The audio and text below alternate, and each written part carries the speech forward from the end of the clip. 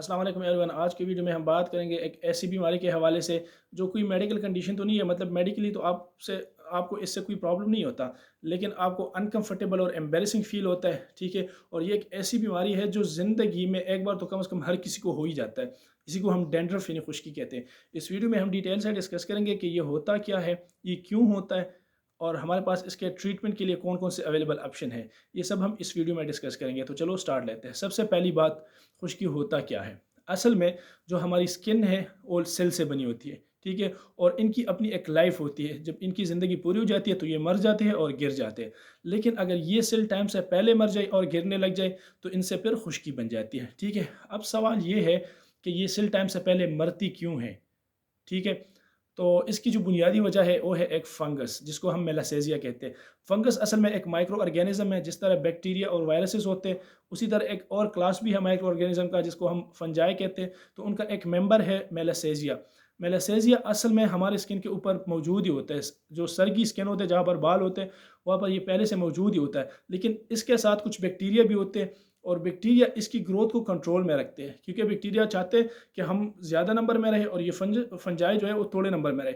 तो बैक्टीरिया इसको कंट्रोल में रखते हैं। लेकिन अगर किसी वजह से इस बैक्टीरिया की नंबर कम हो जाए या फंजाई की नंबर ज़्यादा हो जाए, ठीक है, तो वहाँ पर ये फिर उन सेल को डैमेज कर देता है और टाइम से पहले उन सेल को मार देता है। जब ये सेल डैमेज कर देता है तो वहाँ पर इन्फ्लेमेशन हो जाती है और इम्यून सिस्टम आकर उन पर अटैक कर देता है और वो सेल मर जाते हैं और टाइम से पहले गिर जाते हैं, तो वो डैंड्रफ बन जाते हैं। तो ये तो इसके बनने का मैकेनिज्म है। लेकिन अब सवाल ये है कि मेलासेजिया इतना ताकतवर, इतना पावरफुल कब होता है जब वो सेल को डैमेज कर देता है।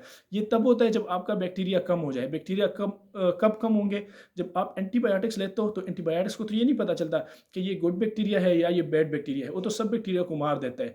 तो अगर आप एंटीबायोटिक्स बहुत ज़्यादा ले रहे हो, विदाउट प्रिस्क्रिप्शन इस्तेमाल कर रहे हो, तो आपके गुड बैक्टीरिया को भी मार देते हैं और फंजाई को ग्रोथ करने का मौका मिल जाता है। एक तो इसके लिए ये कंडीशन है। दूसरे नंबर पर ये है कि अगर आप फंजाई के ग्रोथ के लिए फेवरेबल कंडीशन प्रोवाइड कर दो, तब भी फंजाई की ग्रोथ अच्छी हो जाती है और वो बैक्टीरिया से नंबर में बढ़ जाते हैं और वहाँ पर सेल को अटैक करके इन्फ्लेम कर देते हैं, जो बाद में डैंड्रफ की काज बन जाती है। तो फेवरेबल कंडीशन फंजाई के लिए कौन कौन सी है। एक तो ये है कि अगर वहाँ पर आयली सिक्रीशन ज़्यादा हो।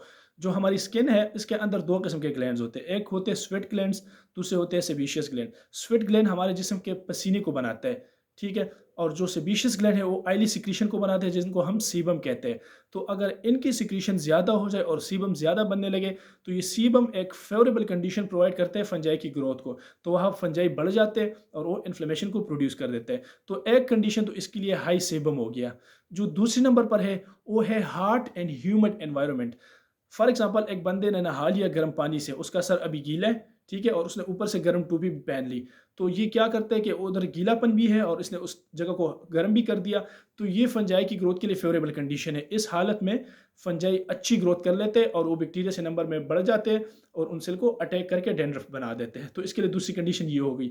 जो तीसरी नंबर है वो है हाई शुगर लेवल।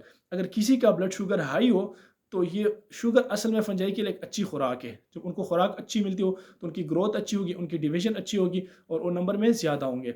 तो ये हमारे पास फंजाई की ग्रोथ के लिए फेवरेबल कंडीशन है।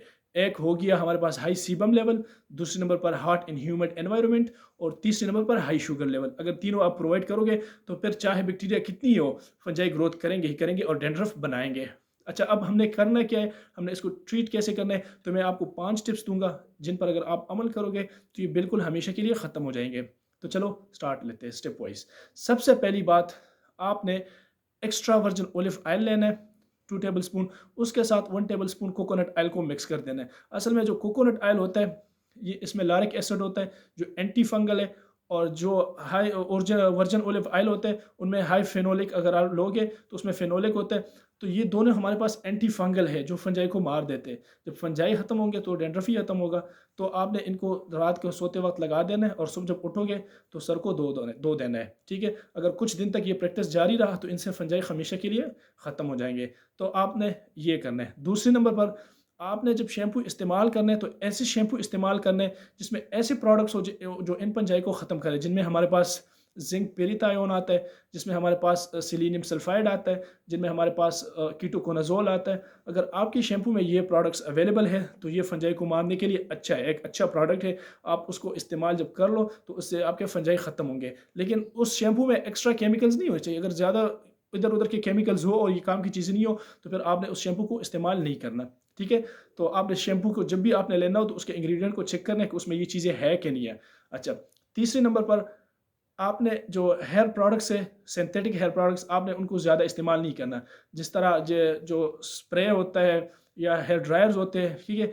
क्योंकि जब आप इनको ज़्यादा इस्तेमाल करते हो तो ये वहाँ के माइक्रोबायोम को डिस्टर्ब कर देता है। माइक्रोबायोम का मतलब होता है कि वहाँ पर जो ऑर्गेनिज्म प्रेजेंट होते हैं, जो बैक्टीरिया होते हैं, तो ये बैक्टीरिया अगर ख़त्म हो जाए तो फिर ज़ाहिर बात है फंजाई तो ज़्यादा होंगे और वो डैंड्रफ को बनाएँगे। तो आपने इन सिंथेटिक प्रोडक्ट का इस्तेमाल कम से कम करना है।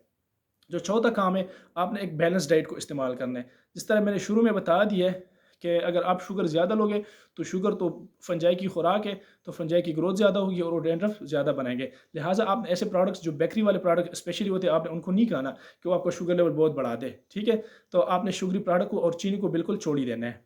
अच्छा, जो दूसरा काम करना है वो है आपने ऐसी खुराक लेनी जिसमें प्रोबायोटिक्स हो। अगर आप दही लोगे या फर्मेंटेड पिकल यानी अचार लोगे तो उसमें असल में प्रोबायोटिक्स होते हैं। प्रोबायोटिक्स जो हमारे हेल्पफुल बैक्टीरिया होते हैं वही आपको प्रोवाइड कर देते हैं। तो अगर आप इन चीज़ों का इस्तेमाल करोगे, आप दही का इस्तेमाल ज़्यादा करोगे, अचार का इस्तेमाल करोगे, तो ये आपके जिस्म में जो फ़ायदेमंद बैक्टीरिया है उनको बढ़ा देता है और आपको फंजाई से निजात दिलाता है, तो आपकी खुश्की कम कर देता है। तो आपने इन चीज़ों को इस्तेमाल करना है, आपने शुगर को इस्तेमाल नहीं करना और आपने दही और अचार का इस्तेमाल ज़्यादा करना है। इसके अलावा आपने कुछ वेजिटेबल ऑयल जो होते हैं, जो कॉर्न ऑयल है या कैनोला ऑयल है, आपने इनको बिल्कुल भी इस्तेमाल नहीं करना, क्योंकि ये जिस्म के अंदर सोज़श यानी इन्फ्लेमेशन पैदा कर देती है, जो इम्यून सिस्टम पर उनको अटैक कर देता है और उसको ख़त्म कर देता है। तो ये भी प्रीमेच्योर एजिंग की एक काज़ बन जाती है। लिहाजा आपने इन ऑयल्स को इस्तेमाल नहीं करना। तो 5वें नंबर पर आपने क्या करना है कि आपने शावर फ़िल्टर को इस्तेमाल करना है, क्योंकि जो टैप वाटर हम इस्तेमाल करते हैं उसमें असल में क्लोराइड और फ्लोराइड बहुत ज़्यादा अमाउंट में होते हैं। तो अगर और जो क्लोराइड और फ्लोराइड है ये स्किन और बालों के लिए ख़तरनाक है, इनकी सेहत के लिए अच्छे नहीं है।